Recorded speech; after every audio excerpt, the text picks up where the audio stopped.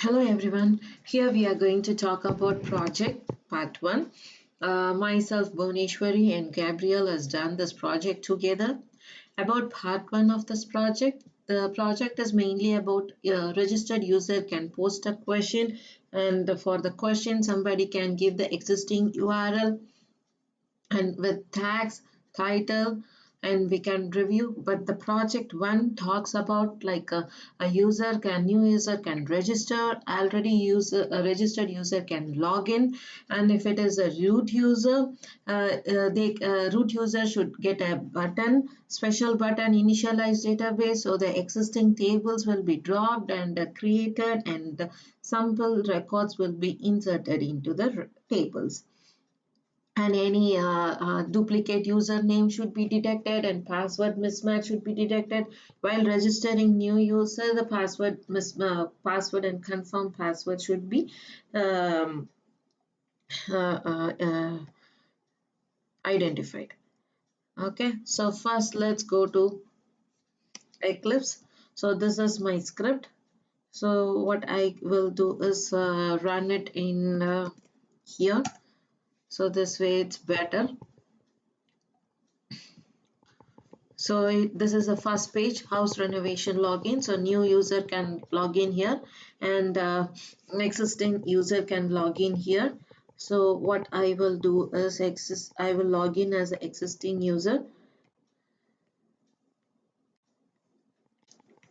First we will log in as root, ROOT, and I'll give wrong password. Let's see what happens. It says login failed, password does not match. So the password is mentioned in here. It should be pass1234. So we'll give pass1234. So let's see what happens. So we get the initialize button since it's a root login. Okay, so the tables are created and the sample records are inserted. So see, before I have one extra record, 11th record, that will not be there while if I run it again. See, only 10 records are there. So this will be dropped and recreated. So what we'll do, we'll go to the first page again, and we'll create a new user. So I'm going to create a new user, bhu@gmail.com. Password is boo, and confirm password is boo1. First name is boo. B. Okay. So birth date is 1984. Okay. Gender is female. If I do a save, it says password does not match, and it's pointing out the column in red color. So let's go back and see here what is happening. So if I see here, the record is not inserted here. Okay. So if I give if I match the passwords here, I will save. So it says user created successfully, and if I run it again, I should have the record. Yeah, I got the record. See? So I'll go back here and I will log in. Okay. So what I will do is, what is my email ID? I'll give login here, and so I give the password I have given as boo. Instead I will give boo1 here. Okay. So let's see of what is happening. Login failed. So I'll give boo and check welcome user. So good.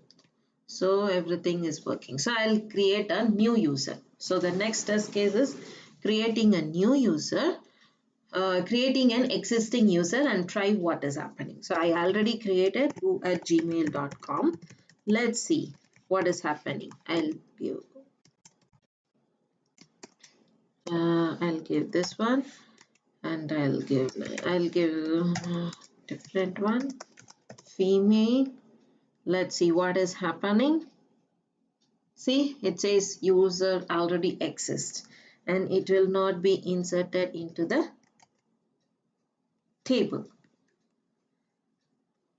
See, the already inserted record is there. No, duplicate record is not there. So this is how the project is implemented. And the first script is house renovation login, renovation first. So this will have the title, and for the new user link and login user link. By using this web.xml, it connects to the controller servlet. So control servlet Java. So if we go to control servlet, so these are the actions that will be done. So for here, we'll say it as new and existing. So new user will go to here, user sign up. So this user.jsp file will be called. This will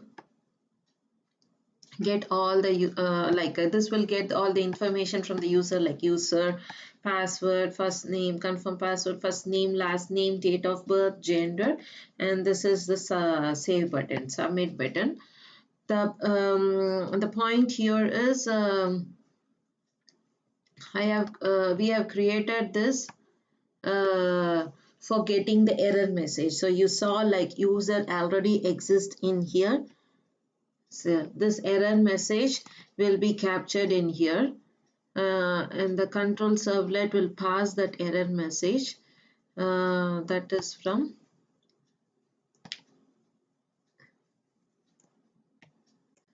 insert. See, if user has already exit, it will set an attribute error, and that error will be captured in here using get attribute, and if this is not null, it will display in red color. So that is done here. And password and confirm password we need to match. So for that we have extra ID equal to password and ID equal to confirm password, and that is done in here. ID equal to rec form on submit return my function. So while we hit the submit button, it will go to this function and it checks password and confirm password. If that is not equal to, it pops up a message like password do not match, and it borders this password and confirm password box in red color. So this is what is done in here. And as I said, this user, so once everything is done, it will call the next action, insert. Insert, if we go in here, it will insert the past records into the table. If it is inserted successfully, it will say inside user created, otherwise the error is captured and it is thrown in here. Again, the user page will be called and the message will be thrown. And so what is happening here, we are calling this method. So what is happening is here is the user pass information is captured and it is inserted into the user table. But before inserting, we are asking to check whether it is duplicate or not. So this is the one to check if user exists. So this selects the username from the users table, and if this as record, then it means the record is already present in the table, right? So it if this is present, it will go in here.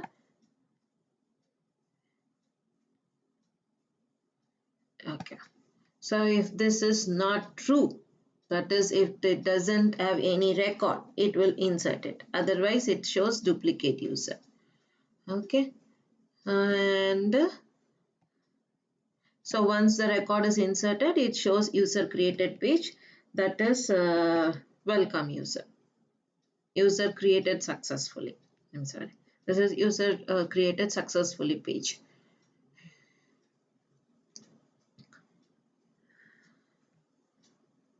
Okay. So this is for a new one, and the existing one, what we need to do, we are going to the control servlet. We are checking what is existing.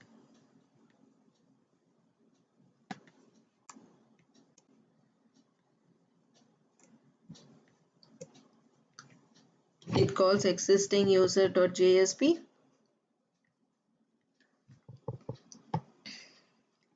So it asks for username and password. So once that is done, it will go to this check user.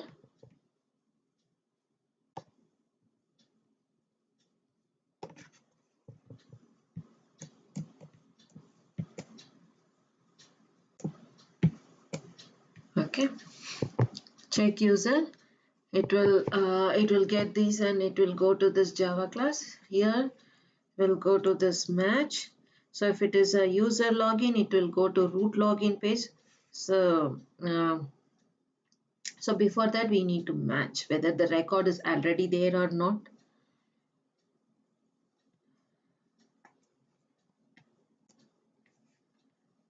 For root user, we have created a new table DIY root.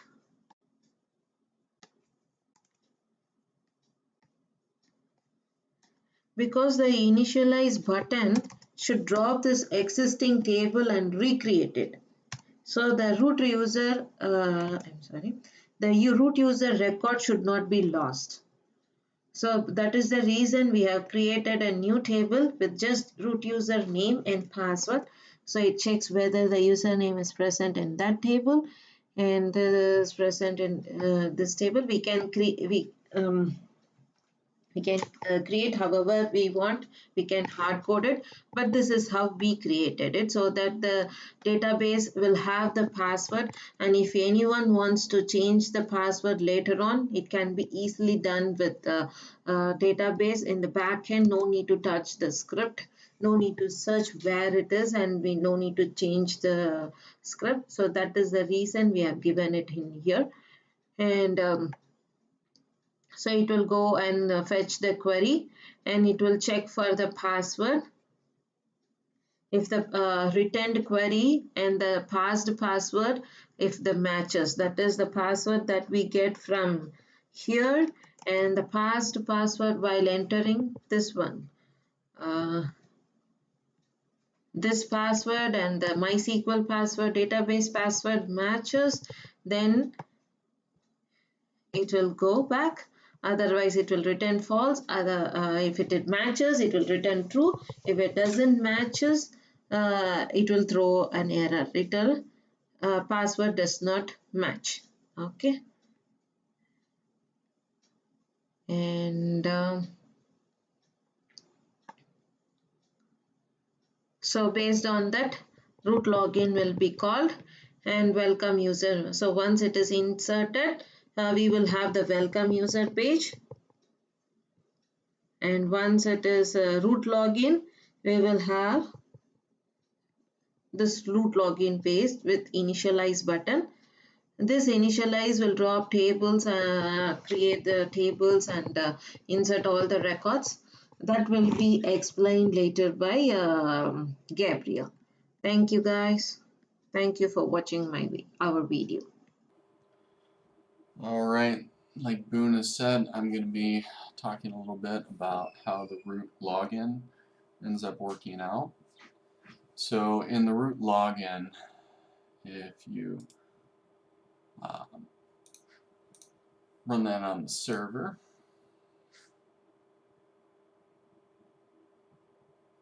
you can see that there is this initialized database. And if you go to the root login here, you can see that there is a value of submit here with initialized database. And what that submit does is it goes to that create action. Now that create action goes up to this control servlet where we have the create right here. And underneath that create is the create tables. So if we go down, we'll see that there is a method create tables, and what that does is it runs to the people DAO that create, and eventually we'll get that tables created. And once it goes to the people DAO file,